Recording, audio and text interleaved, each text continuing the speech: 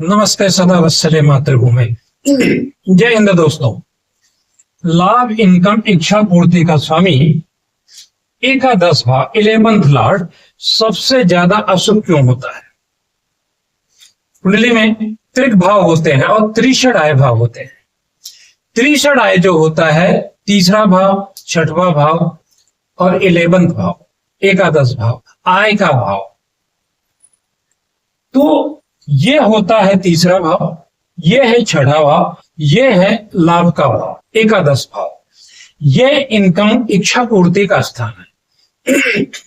ये सबसे ज्यादा अशुभ क्यों होता है? सबसे कम तीसरा होता है, उससे ज्यादा छठवां और उससे ज्यादा 11वां भाव। जबकि यहीं से सारी आपकी इच्छाएं पूरी होती हैं, यहीं से लाभ होता है, यहीं से इनकम होती है। तो ऐसा क्यों है कि इसे सबसे ज्यादा अशुभ क्यों माना गया है?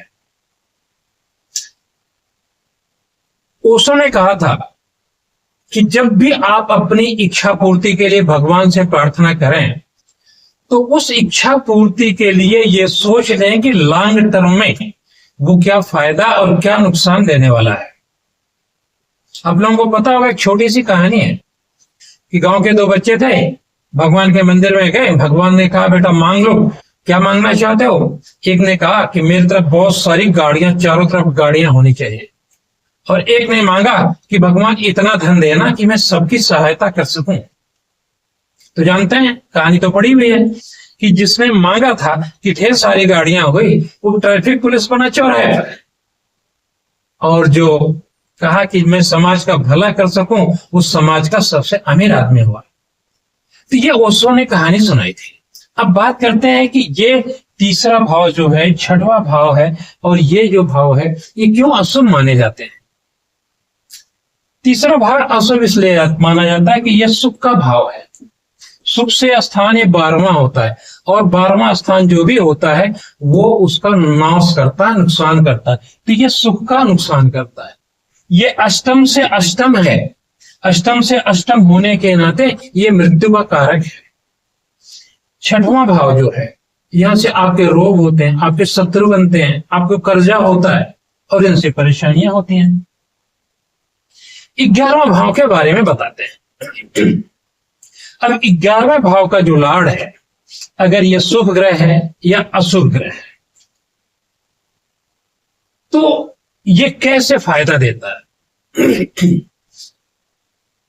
अब होता क्या है कि अगर ये अशुभ ग्रह है और अशुभ भाव में बैठ गया तो अच्छा फल देता। आप लोग जानते हैं कि अशुभ ग्रह अशुभ भाव में बैठ जाए तो अच्छा फल करता है। लेकिन ये कहां पे अच्छा फल करते हैं? तो अशुभ भाव कौन से हैं? तीसरा, छठवां और 11वां।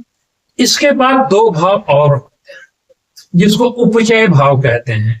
तो उपचय भाव में आता है तीसरा भाव, छठवां भाव, 10वां भाव और 11वां भाव। अगर इनके स्वामी यहां पे बैठ जाए तो ये बहुत उत्तम फायदा करते हैं। अब होता क्या है कि अगर इसका स्वामी कहां बैठा हुआ है उसके ऊपर डिपेंड करता है। माना कि उसका स्वामी यहां लग्न में बैठ जाए, ठीक है, और मान लीजिए कि ये यहां पे मेष लग्न की कुंडली मैंने बनाई हुई है, ठीक है।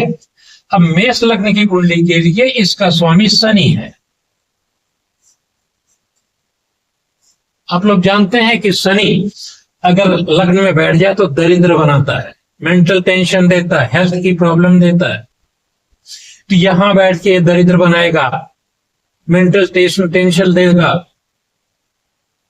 हेल्थ की प्रॉब्लम देगा। तो ये लग्न के लिए जो आप स्वयं है, आपका शरीर है, उसके लिए परेशानी है। और अगर ये धन के भाव में बैठ जाए, ये आपका धन है, ये आपका परिवार है,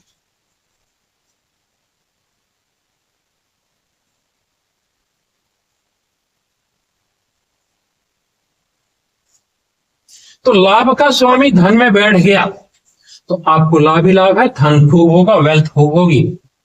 लेकिन परिवार में ये परेशानी पैदा करेगा। आपके परिवार में कुछ ना कुछ परेशानी ये अवश्य पैदा करेगा। अब यही आपके यहां बैठ जाए, इसे कहते हैं पराक्रम।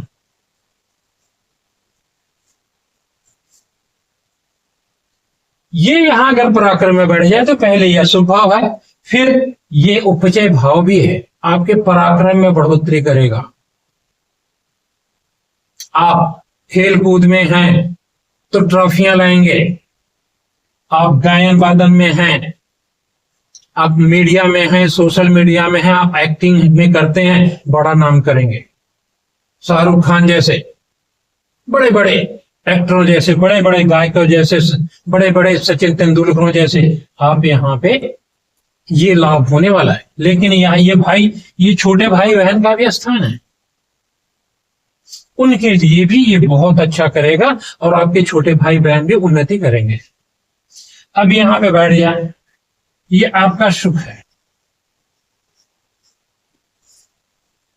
ये केंद्र का भाव है, विष्णु स्थान है, शुभ स्थान है, और यहाँ पे बैठ जाएगा, आपके सुखों का नाश करेगा। आपके माता के लिए तो बिल्कुल ही खराब हो जाएगा, उनको तरह तरह की बीमारियां देगा या उनकी असमय मित्र हो जाएगी, मृत्यु हो जाएगी। अब यह बात करते हैं कि यहाँ के अलावा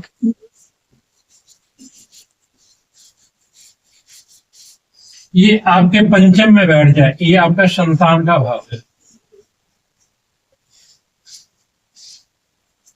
त्रिकोण का स्थान है, सबसे शुभ स्थान है, लक्ष्मी स्थान कहते हैं तो बिल्कुल आमने सामने।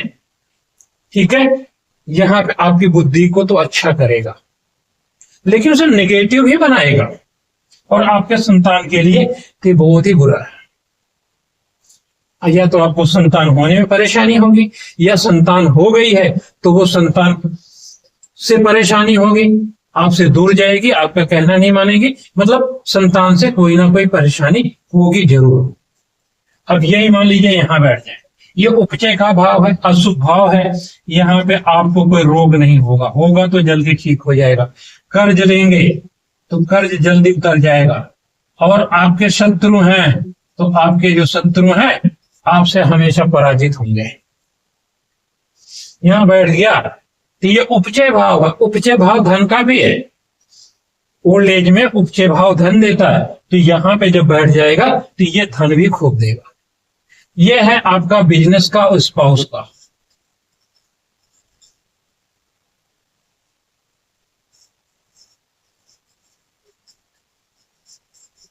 स्पाउस का भाव है, ठीक है, बिजनेस में बैठेगा।